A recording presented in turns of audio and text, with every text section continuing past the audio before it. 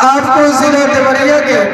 ایک باکمال اور فاضل نوجوان خطیب کو، جس کے قلم میں رب العالمین نے طاقت دی ہے، زبان میں اللہ رب العالمین نے وہ تاثیر دی ہے کہ جن کی جو سامعین کے دلوں پر چڑھ کر حکومت کرنا جانتے ہیں، بہت ہی باکمال شخصیت، ایک بڑے باپ کے بڑے بیٹے، مناظر اسلام ابن مناظر اسلام، شیر ابن شیر، میں بہت تیزی کے ساتھ ایک شیر پڑھ کر ان کی خدمت میں پہنچ رہا ہوں کہ غموں سے کہہ دو ہم بھی حوصلہ رکھتے ہیں جینے کا۔ سبحان اللہ۔ ماسٹر صاحب آپ مجھے دیکھیں، اس وقت مجھ سے اچھا کوئی نہیں ہے، میں آپ کو دیکھ رہا ہوں، آپ مجھے دیکھیں، دونوں جانب سے یہ اشارے ہو گئے، آپ ہمارے ہم آپ کے ہو گئے۔ سنیں ماسٹر صاحب، غموں سے کہہ دو کہ ہم بھی حوصلہ رکھتے ہیں جینے کا، اور طبیعت کو گھبرا کر کسی علم میں مرجھانا نہیں آتا، اور یہ خبریں گرم ہے جس کی وہ تم ہی تو نہیں ہے دوست، یہ خبریں گرم ہے جس کی وہ تم ہی تو نہیں ہے دوست، خیرت والوں کے بس میں ایک دیوانہ نہیں آتا۔ میں درخواست کروں گا برادرم عزیز حضرت مولانا مفتی محمد صفوان صاحب قاسمی دامت برکاتہم العالیہ جو دیوریہ سے تشریف لائے ہیں، میں ان سے درخواست کروں گا کہ موصوف تشریف لائے اور یہ آپ سے 10 منٹ تک خطاب کریں گے۔ میں آپ تمام حضرات جو لوگ ابھی بھی روڈ پر ہیں ان سے ادباً میں درخواست کروں گا۔ اللہ وبرکاتہ۔ الحمد لأہلہ والصلاة لأہلہا اما بعد، فقد قال اللہ تبارک وتعالی فی القرآن المجید، اعوذ باللہ من الشیطان الرجیم، بسم اللہ الرحمن الرحیم، اقرأ باسم ربک الذی خلق، وقال النبی صلی اللہ علیہ وسلم،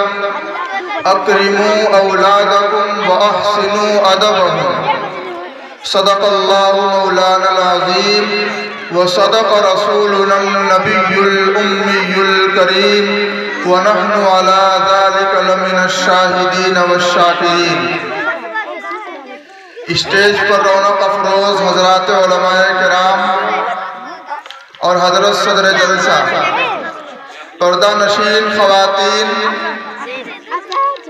اللہ رب العزت کا بے انتہا احسان و کرم ہوا کہ مالک نے ہمیں اور آپ کو کچھ دیر دین کی مناسبت سے بیٹھنے کی توفیق دی۔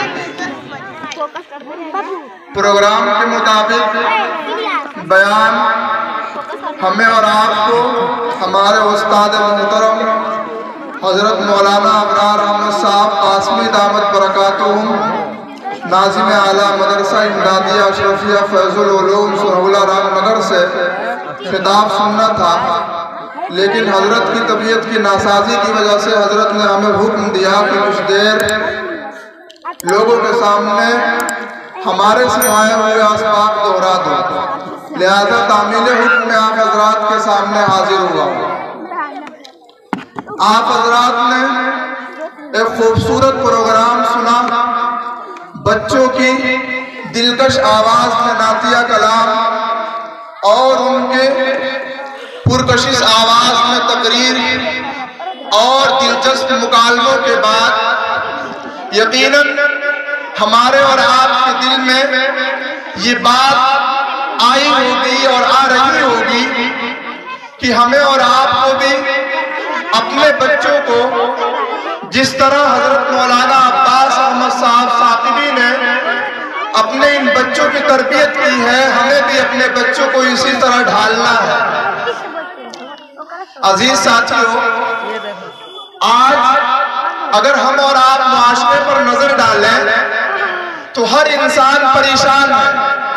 ہر ایک کو ایک دوسرے سے شکایت ہے، معاشرہ تباہی کی طرف بڑھ رہا ہے، نوجوان شراب کی طرف بڑھ رہے ہیں، بچیوں میں ارتداد کی سزا عام ہو رہی ہے، باپ کی یہ شکایت ہے کہ بیٹا باپ نہیں مانتا، ماں کی یہ شکایت ہے کہ بیٹی بات نہیں مانتی، الغرض ہمارا معاشرہ تباہیوں کی طرف بڑھا ہوا ہے اور ہر ایک کو ایک دوسرے سے شکایت ہے۔ آج کے کلیان پور کے اس جلسے میں آپ کے سامنے اس مرض کا ایک واحد علاج لے کر آپ کے سامنے حاضر ہوا۔ اللہ رب العزت العزت نے ہمیں اور آپ کو جو یہ دین دیا ہے، اس دین اور اس شریعت کا آغاز اللہ رب العزت جس آیت کریمہ سے فرماتے ہیں، نبی اکرم صلی اللہ علیہ وسلم پر وحی کا سلسلہ جس مبارک آیت سے شروع ہوتا ہے، اس آیت میں اللہ رب العزت فرماتے ہیں اقرأ بسم ربک الذی خلق، کہ آپ پڑھیے۔ چنانچہ آپ کے سامنے جامعہ عبیدیہ ادارہ قائم ہے، یہ پڑھنے کے لیے قائم ہوا ہے اور اس لیے قائم ہوا ہے کہ معاشرے کی ان تباہیوں کا، معاشرے کی ان بیماریوں کا حضرت مولانا عباس صاحب آپ کے سامنے ایک علاج پیش کر سکے۔ وہ یہ ہے کہ ہمارے بچے آج ہماری باتوں کو نہیں مانتے ہیں، اور ہمارے بچے ہماری بات اس لیے نہیں مانتے کہ وہ دین و شریعت سے دور ہیں۔ ہم نے بچپن میں ان کے دل میں اللہ کے پیارے رسول صلی اللہ علیہ وسلم کا مبارک نام اور ان کی مبارک زندگی اور ان کا مبارک اسوہ اور ان کے مبارک اخلاق و کردار نہیں بٹھایا، جس کا نقصان یہ ہوا کہ وہ بچے بڑے ہونے کے بعد نہ بڑوں کے ادب کی کوئی تمیز ہے، نہ ماں باپ کے ساتھ حسن سلوک کی کوئی پرواہ ہے۔ بیٹا اپنے باپ سے زبان درازی کر رہا ہے اور بیٹی اپنے ماں سے لڑنے کے لیے تیار ہے۔ ایسے حالات میں اگر ہم اور آپ یہ چاہتے ہیں کہ ہماری اولاد ان تباہیوں کا شکار نہ ہو، ہمارے بچے بہترین بچے بنے، ہماری اولاد مثالی اولاد بنے، اور اس طرح بنے کہ انہیں دیکھ کر لوگ سبق سیکھیں، انہیں دیکھ کر لوگ عبرت سیکھیں، اور لوگ یہ سوچیں کہ پیغمبر عربی صلی اللہ علیہ وسلم کے ماننے والے جب بچے اس طرح ہیں تو ان کے جوانوں کا کیا عالم ہوگا۔ وہ اس وقت ہوگا جب ہم اور آپ اپنے بچوں کو دینی تعلیم سے آراستہ کریں گے، ان کے دل کے سادہ تختی پر ہم اور آپ لا الہ الا اللہ محمد الرسول اللہ بچپن میں لکھائیں گے، تو اس کا اثر یہ ہوگا کہ جس طرح آپ کے سامنے یہ بچے آ کر کے کتنے خوبصورت الفاظ میں اور کتنے خوبصورت انداز میں اپنی کارکردگی پیش کر رہے تھے، کوئی ادب سکھاتے جا رہا تھا، کوئی نماز کا طریقہ بتلا رہا تھا، کوئی زکوٰۃ پر تقریر سنا رہا تھا، کوئی معاشرے کے اندر اولاد اپنے والدین سے دور ہے اس کا علاج بتا کر جا رہا تھا، تو ہمیں اور آپ کو بھی چاہیے کہ ہم بھی انہیں بچوں کی طرح اپنے بچوں کو بنا کر کے مثالی اولاد بنائیں اپنے بچوں کو۔ پیغمبر عربی صلی اللہ علیہ وسلم فرماتے ہیں افتحوا علی صبیانکم اول کلمۃ بلا الہ الا اللہ۔ امام حاکم رحمۃ اللہ علیہ نے اس روایت کو نقل کیا ہے۔ نبی صلی اللہ علیہ وسلم فرماتے ہیں کہ سب سے پہلے ہمارے بچوں کی زبان سے اگر کوئی کلمہ جاری ہونا چاہیے تو ماں باپ کی انتھک کوشش ہو، ماں باپ کی پوری کوشش ہو کہ ہمارے بچوں کی زبان پر کلمہ طیبہ لا الہ الا اللہ جاری ہو۔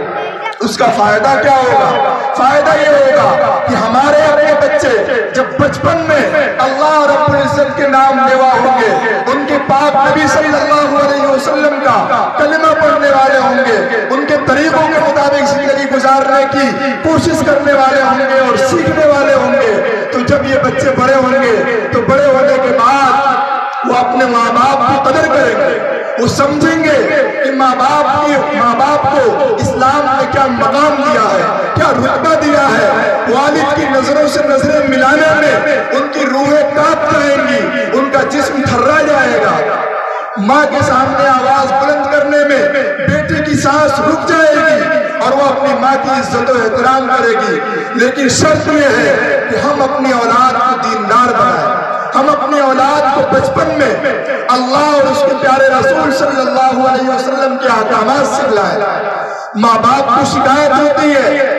کہ ہماری اولاد ہماری بات نہیں مانتی، لیکن اس شکایت کا حل آپ کے کلیان پور میں مولانا عباس صاحب نے جامعہ عبیدیہ کی شکل میں قائم کیا ہے، تو ہم اس حل کی طرف بڑھنے کے لیے تیار نہیں ہیں۔ جس طرح حضرت مولانا قابل مبارکباد ہے، اسی طرح بستی والوں کی ذمہ داری ہے کہ اپنے بچوں کو آگے بڑھائیں، خود آگے بڑھیں اور اپنے بچوں کو اس ادارے میں داخل کر کے مثالی اولاد بنے۔ ماں باپ اگر چاہتے ہیں کہ دنیا میں ہماری اولاد ہماری بات مانے تو پھر ان اولاد کو آپ نیک درسگاہوں میں، دینی درسگاہوں میں داخل کریں تاکہ یہ بچے نیک بنے، پاکیزہ ماحول دیں انہیں، اور صرف دنیا ہی نہیں سنورے گی